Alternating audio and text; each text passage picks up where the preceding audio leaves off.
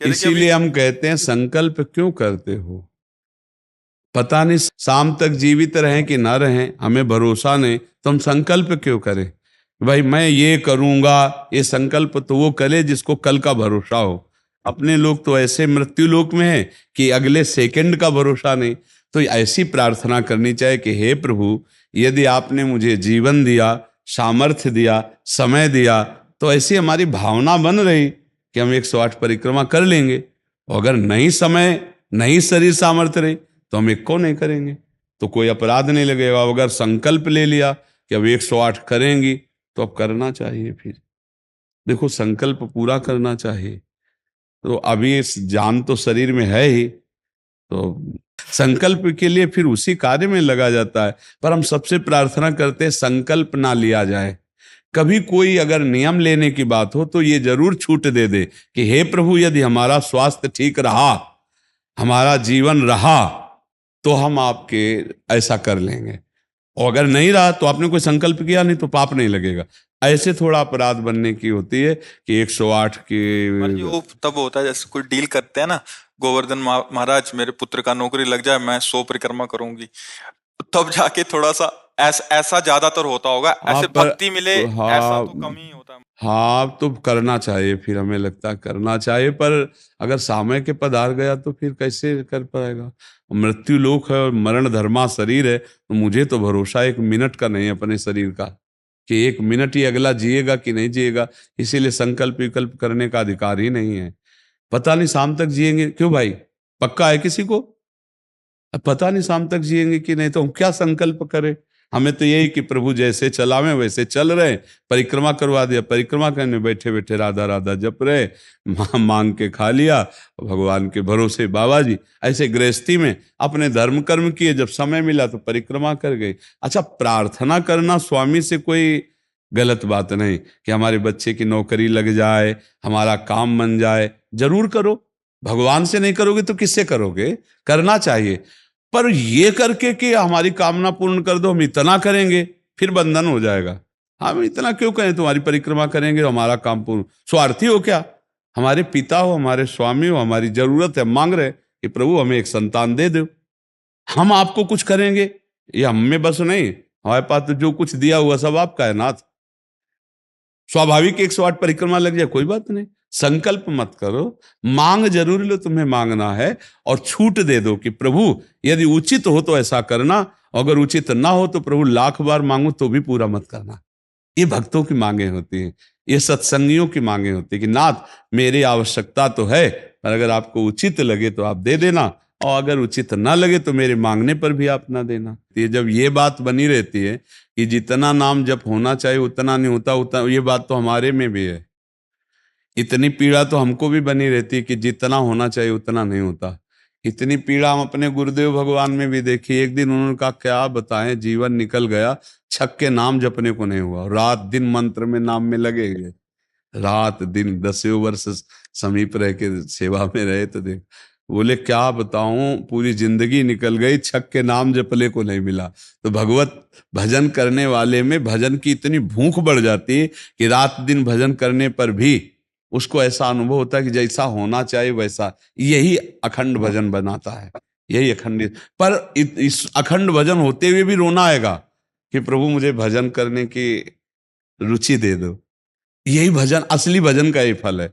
भजन करते हुए भजन की इतनी भूख होना कि भगवान से भजन ही मांगना कि प्रभु मुझे भजन करते। अभी वो भजन नहीं होता जैसा प्रेम से होना चाहिए। हर एक महात्मा को, हर एक भजनानंदी को अनुभव होगा।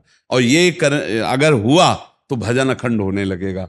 क्योंकि हम जिसकी पीड़ा महसूस करते हैं उसको हम भूलना कैसे बर्दाश्त कर पाएंगे? तभी वो अखंड स्मृति कर पाता है। और जो संतुष्ट हो जाता है भजन में, वो भजनानंदी नहीं होता। जो भजन में असंतुष्ट और भोगों में संतुष्ट रहता है वही भजनानंदी कहा जाता है। अपनी बात कहते हैं, मुझे तो गुरुदेव ने संभाला, नहीं तो साधन भजन हो रहा था, पर वो अहंकार जनित था। जब गुरुदेव ने कृपा करी तो हमारे अहंकार को चकनाचूर हुआ। तब ये बात समझ में आई कि गुरु कृपा से मोक्ष मूलम गुरु कृपा। गुरुदेव भगवान साक्षात करुणामय प्रियालाल के स्वरूप हैं। वो जब कृपा करते हैं तो अहंकार नष्ट हो जाता है, और अहंकार नष्ट होते ही दैन्यता आ जाती है। और प्रियालाल को दैन्यता बहुत प्रिय है, और वो दैन्यता कृपा से ही आएगी। और गुरु के चरणों में आसक्त रहो। देखो, हम आपको गुरु महिमा की एक बात बता दें। जब हम कोरा कागज होकर गुरुदेव के चरणों में समर्पित होते हैं, तभी हमारी हृदय में लिखा पढ़ी सही होती है। हम लोग क्या होते हैं, पूरा कागज रंगे हुए पहुंचते हैं और अपनी बुद्धि लड़ाते हैं गुरुजनों पर, इसीलिए हमारा काम बन नहीं पाता। यदि हम बच्चा बन के गुरु के चरणों में जाएं, जैसा बोले वो और वैसा करने लगे, तो गुरु को भी पता नहीं चलेगा। ऐसे शिष्य की उन्नति हो जाएगी अध्यात्म की, क्योंकि उसने उनको भगवान माना है। देखो, एक हम प्रसंग कई बार सुना चुके हैं। एक उड़िया बाबा ने सुनाया था प्रसंग कि एक बंगाल के भगत के मन में आया कि मैं गुरु बनाऊं। तो एक प्रसिद्ध थे काली के उपासक, उनके पास गए, और वो मदिरा पीते थे, वो जानते नहीं थे। वो मदिरा पिए हुए बैठे हुए थे। उन्होंने कहा, गुरुदेव, मैं आपको गुरु रूप से वरण करता हूं, मुझे मंत्र दे दो। तो शराब के नशे में लड़खड़ाते हुए मंत्र बोले, तो अशुद्ध मंत्र और अशुद्ध अवस्था, पर वो सीधा सरल भक्त भगवान मान के गुरु की छवि लेके पूजा में रख के और मंत्रानुष्ठान, अशुद्ध मंत्र। 1 साल ही हुआ कि मां भद्रकाली प्रकट हो गई, काली। और उनका बेटा, तेरा गुरु ढोंगी है। तो उनका, मां, पहली बात तो आप गुरु को ऐसा ना बोले, गुरु हमारे परब्रह्म है, आप ऐसा ना बोले। बोले, बेटा तू बहुत सरल है, जानता नहीं, वो शराब पीता है, और जो मंत्र दिया ना वो अशुद्ध है। मां ने कहा। तो उनका, मां, अब तो और विश्वास आपकी बात पे नहीं रहा। अगर गुरु ने अशुद्ध मंत्र दिया होता तो तुम 1 साल में आ गई, कैसे आ गई? बोले, बताने आई हूं कि मंत्र अशुद्ध है। तो उनका, मां, मैं अपने गुरु निष्ठा और गुरु मंत्र को नहीं छोड़ सकता, आप जाओ। तो उनका बेटा, मैं तुम्हारी गुरु भक्ति पे प्रसन्न हुई, और आज से मेरे सिद्ध करने का मंत्र यही होगा जो अशुद्ध मंत्र। ऐसा गुरु भाव किया जाता है। गुरु को परब्रह्म साक्षात माना जाता है। परब्रह्म में दोष दर्शन नहीं होते, दोष हमारी बुद्धि का है। अगर बुद्धि का दोष निकाल दे तो देखो, मत्ता परतरम नान्यत किंचिदस्ति धनंजय, भगवान कह रहे मेरे सिवा कोई और है नहीं। फिर हम गुरु को दोष दर्शन में देखें, कहीं ना कहीं हमसे त्रुटि हो रही। हमें घोर पापी में भी भगवान देखना है, तो गुरु में भगवान देखने में क्या बात है? विचार करके देखिए। जब हम गुरु में भगवान देखते हैं तो अपना समर्पण करते हैं, और जब वो हमारे साथ उल्टा व्यवहार करते हैं और हम सह जाते हैं तो हमारा अहंकार नष्ट हो जाता है। वहीं वहीं रहकर उसको चोट पहुंचने दो अहंकार को, और अहंकार जब मिटिया मिट हो गया, तब कृपा उदय हुई, तब समझ में आया को हो साक्षात परब्रह्म गुरुदेव हैं। गुरुर् ब्रह्मा गुरुर् विष्णु गुरुर्देव महेश्वरा, गुरु साक्षात परब्रह्म तस्मै श्री गुरु। गुरु में भगवान बुद्धि करना बहुत कठिन बात है, सबसे कठिन बात विश्व में, समझ लो। गुरु में परब्रह्म बुद्धि करना, और गुरु में परब्रह्म बुद्धि नहीं तो कुछ भी कर ले, अहंकार नष्ट नहीं होगा। यह खुली बात कह रहे। गुरु ही एक वो खिलाड़ी है जो हमारे अहंकार को मिटिया मेट कर दे सकते हैं, दूसरा नहीं, दूसरा नहीं। इसीलिए ध्यान मूलम गुरु मूर्ति, पूजा मूलम गुरु पदम, मंत्र मूलम गुरु वाक्यम, मोक्ष मूलम।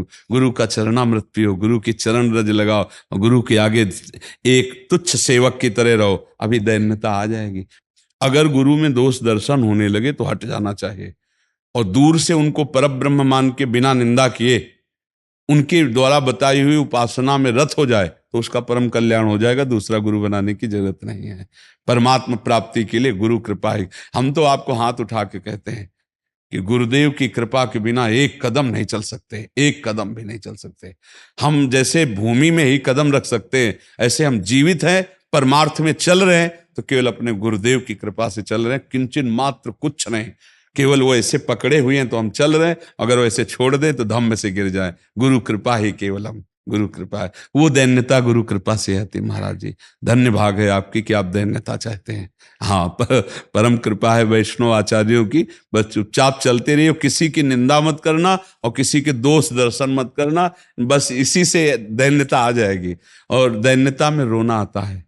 जैसे अब आपका दैन्यता में रोना आता है कि मुझ जैसे अधम पर इतनी कृपा श्री कृष्ण की, महाप्रभु की, गुरु की, तो वो हृदय निर्मल होता चला जाता है। जब रुदन होता है ना प्रभु के, उसमें इससे ज्यादा और किसी तीर्थ में नहीं पवित्रता है जितनी रुदन में पवित्रता है। हाँ, रुदु सुश्रम राजन कृष्ण दर्शन लालसा, जब अपने प्यारे प्रभु के लिए रोना आता है तो हृदय निर्मल, तार तार निर्मल हो जाता है। और कबीर दास जी कहते हैं कि बिन रोए किन पाइया प्रेम प्यारा मीत, कबीरा हंसना छोड़ दे रोने से कर प्रीत, बिन रोए किन पाइया प्रेम प्यारा मीत। पर भगवान की 3 प्रकार की लीला है, एक है सृजन और एक है पालन और एक है संहार, और तीनों लीलाएं होंगी, पक्का होंगी। जैसे सृजन जरूरी है, पालन जरूरी है, ऐसे विनाश भी जरूरी है। तो देखो, इस शरीर को कहा गया विनाशी और इस लोक को कहा गया मृत्यु लोक। तो भाई देखो, जो जन्मा है उसका शरीर छूटेगा, जो हमने कर्म किए उसके अनुसार हमें भोग मिलेंगे। अब हम भगवान से भजन के बल से, उनके प्रार्थना के बल से हमको क्षमा याचना करवा सकते हैं। तो अपने पुत्र के लिए, अपने कल्याण के लिए, अपने परिवार के कल्याण के लिए, समाज के मंगल के लिए भगवान का नाम जप करे, भगवान से प्रार्थना करे, दूसरों को सुख पहुंचावे, धर्म पूर्वक आचरण करे, तो निश्चित मंगल होता है। हाँ, बहुत अच्छा है। देखो, यशोदा मैया स्वयं भगवान लाला के रूप में आयला तो गौ की पूछ से झाड़ना और ब्राह्मणों को बुलाकर स्वस्ति वाचन कराना, दान देना, मेरा लाला कन्हैया सुरक्षित रहे। क्योंकि बड़े बड़े आक्रमण हुए ना, पूतना है, तृणावर्त, अघासुर, बकासुर, तो मैया घबरा जाती थी कि दुनिया की बलाएं हमारे लाले के पीछे काहे पड़ी। और अच्छा, माँ को अपने पुत्र का महान स्वरूप दिखाने पर भी दिखता ले, क्योंकि माँ है ना, उनको तो लगता है मेरा लाला है, तो बार बार वो परेशान हो जाती थी। और स्वयं भगवान की रक्षा के लिए भगवान के नाम का प्रयोग किया, केशव भगवान बाजुओं की रक्षा करे, ऐसे करे, ऐसे। तो हमें लगता है भगवान का नाम जप और धर्माचरण, दूसरों को सुख पहुंचाना, और इसका फल मेरा पुत्र सुरक्षित रहे, मेरे पुत्र की बुद्धि शुद्ध हो, मेरे पुत्र को कभी विपत्ति न हो। तो ये देखो, माँ में बहुत बड़ी सामर्थ्य है। अगर माँ तपस्या और पूर्वक अपने पुत्र को चाहे तो अजर अमर बना सकती है। मंदालसा माँ ने यही कहा था, मेरे गर्भ में जो जीव आएगा उसे भगवान से मिला के रखूंगी, उसे भगवत प्राप्ति, और ऐसा ही किया। देखो, गांधारी जी ने जे भी सुना कि धृतराष्ट्र हमारे पति होने वाले वो अंधे हैं, तो पट्टी बांध ली। जब ये समय आया कि अब युद्ध होगा ही पक्का, तब गांधारी जी ने कहा, बेटा मैं तुम्हें बहुत प्यार करती हूं, तुम मेरा बेटा है, पर भीम के सहयोगी श्री कृष्ण तू मारा जाएगा, इसलिए जा, तू नग्न होकर मेरे सामने आ जा, मैं पट्टी खोलती हूं, तेरा शरीर वज्र का हो जाएगा, मृत्यु ही नहीं होगी तेरी। अब भगवान तो भगवान ही है। अब वो आ रहे थे नंग धड़ंग दुर्योधन, तो भगवान ने देखा उनका, अरे यार तुम इतने बड़े होकर बच्चों की तरह नंगे घूम रहे हो। तो उनका माँ ने कहा है, बच्चे हो, कम से कम कमर तो ढक लो इतना। ओ ऐसे पत्ता लगा के ऐसे, गांधारी ने जी ही आंख खोले ऐसे दे, उनका ये पत्ता क्यों लगा लिया? उनका, माँ तुम्हारे सामने नंगा कैसे आऊं? अरे उनका, धोखा कर दिया तूने, अब जितनी दृष्टि मेरी पड़ गई, तेरा शरीर वज्र का हो गया, गदा या किसी भी प्रहार से नष्ट नहीं होगा, लेकिन तू कमर से मारा जाएगा, यही से कमजोर हो गया।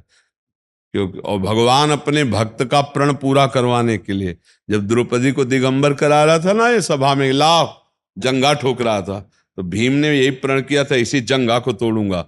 अगर भगवान भक्त की वचन रक्षा ना करते और वो पूरा वज्र का शरीर हो जाता तो तोड़ नहीं पाते, इसीलिए भगवान ने। तो माँ में कितनी सामर्थ्य है, आप देखो, अधर्म युक्त चल रहा है लेकिन मेरा बच्चा सुरक्षित रहे, आंख की पट्टी खोली, पतिव्रता, तो वज्र का शरीर कर दिया। तो आप अपने पुत्र को अजर अमर अविनाशी बना सकते हैं साधना और भजन के प्रभाव से। नाम से परम गति होती है। राधा नाम का एक हमने पद सुनाया था, अगर सत्संगी जन होंगे, रोज सत्संग सुनते होंगे, सुनो, राधा नाम है जीवन हमारा, राधा नाम प्राण आधार है। ये पूरा पद, राधा नाम ही हमें प्रेम में निकुंज में पहुंचाएगा। आखिरी पंक्ति है, निकुंज तक पहुंचा देगा ये राधा नाम। तुम्हें चिंता नहीं करनी। राधा वल्लभ श्री हरिवंश जपो या राधा राधा जपो,